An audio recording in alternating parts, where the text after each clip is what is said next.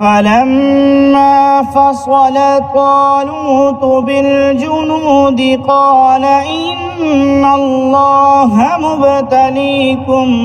بنهر فمن شرب منه فليس مني ومن لم يطعمه فإنه مني إلا من اغترف غرفة بيده فشربوا منه إلا قليلا منهم فلما جاوزه هو والذين آمنوا معه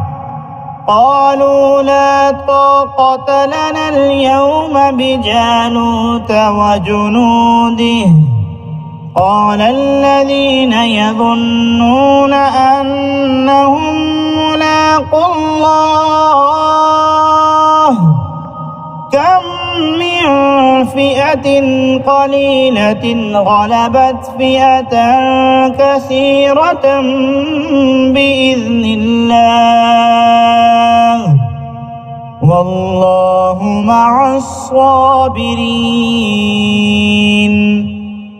ولما برزوا لجالوت وجنوده قالوا ربنا أفرغ علينا صبرا وثبت أقدامنا ربنا أفرغ علينا صبرا وثبت أقدامنا وانصرنا على القوم الكافرين فهزموهم بإذن الله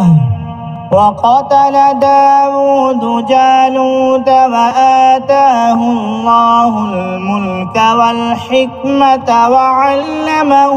مما يشاء ولولا دفع الله الناس بعضهم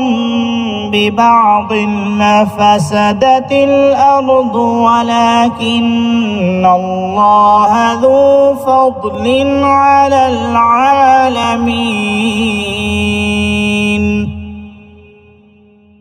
تلك آيات الله نتلوها عليك بالحق وإنك